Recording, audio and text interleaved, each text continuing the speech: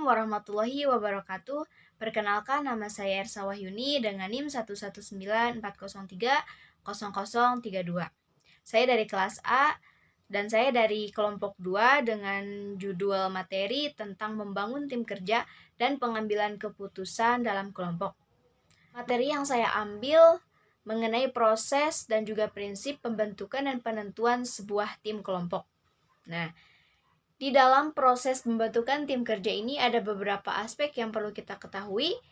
Aspek yang pertama itu ada visi misi yang jelas. Nah, di dalam visi misi yang jelas ini, sebelum kita melakukan kegiatan yang lebih rumit lagi dan mengikuti proses tahapan-tahapannya, perlulah anggota kelompok atau rekan kita perlu mengetahui apa visi misi yang kita ajukan, apa tujuan kita, dan apa cita-cita kita. Sehingga rekan kita dapat saling membantu, dan terbentuklah tim solid. Aspek yang kedua itu menciptakan sistem komunikasi terbuka. Nah, di dalam sebuah tim dapat terlihat solid, dapat terlihat kompak apabila semua tim, semua rekannya itu dapat berkomunikasi secara terbuka. Nah, dengan adanya komunikasi secara terbuka ini, kita lebih enak dan lebih santai dalam mengerjakan segala sesuatunya. Kemudian ada beberapa jenis komunikasi yang perlu kita lakukan. Di antaranya yang pertama, ide dan saran, yang kedua, kritik, dan yang terakhir, informasi terbaru. Nah, yang pertama, ide dan saran. Perlulah kita mendapatkan ide ataupun saran dari orang lain sehingga kita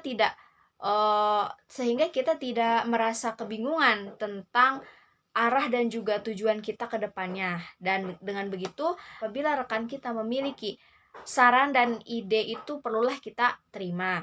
Yang kedua, kritik. Pembentukan sebuah tim itu perlulah kita memiliki kritikan dari orang lain, karena tidak semua apa yang kita kerjakan itu dapat disetujui oleh orang lain. Kita harus bisa menerima kritikan dari orang lain sehingga apa yang kita kerjakan itu bisa berjalan dengan lancar gitu. Dan yang terakhir, ada informasi terbaru. Nah, di dalam informasi terbaru ini, seorang kepala staf harus mengetahui informasi-informasi terbaru tentang kinerja atau tentang perusahaan apabila situasinya, keadaannya di dalam ruang lingkup perusahaan. Nah, untuk apa? Agar menghindari dari adanya miskomunikasi antara anggota dengan kepala staf.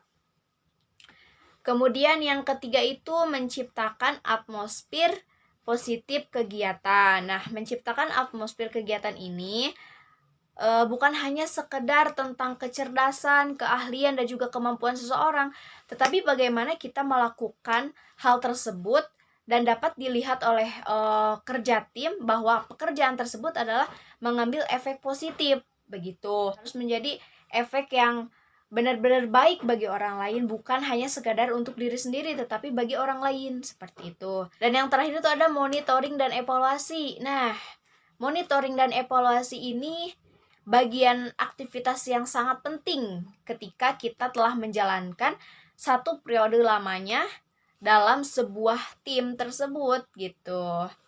Karena dengan evaluasi kita menjadi tahu bahwa bahwa kinerja apa yang belum kita laksanakan sehingga bisa dikerjakan di periode-periode selanjutnya. Gitu. Kemudian ada materi yang kedua itu tentang prinsip penentuan tim kerja. Nah, tentang prinsip penentuan tim kerja ini ada dua jenis. Yang pertama, identitas pribadi anggota tim. Yang kedua, hubungan antara anggota tim. Oke, yang pertama itu tentang identitas pribadi anggota tim. Jadi, kita harus mengetahui identitas secara terperinci orang tersebut. Misalkan saya seorang kepala staf. Kemudian ada orang yang melamar dalam sebuah perusahaan tersebut. Nah, saya itu harus mengetahui identitas orang yang melamar ke perusahaan itu sendiri agar saya sendiri bisa menentukan bagaimana orang ini sifatnya, kemudian kepribadiannya seperti apa sehingga bisa menempatkan orang tersebut ditempatkan di mana gitu. Kemudian yang kedua itu ada hubungan antar anggota. Nah, untuk hubungan antar anggota ini sangat berperan penting sekali. Karena setiap anggota tim ini dapat bekerja maksimal apabila hubungan antar anggota itu berhubungan baik gitu. Tidak ada percekcokan, tidak ada tidak ada udang di balik batu gitu kan. Jadi lebih enak juga apabila hubungan antar anggota itu berjalan sebagaimana mestinya. Kemudian hubungannya pun terlihat kompak dan harmonis gitu.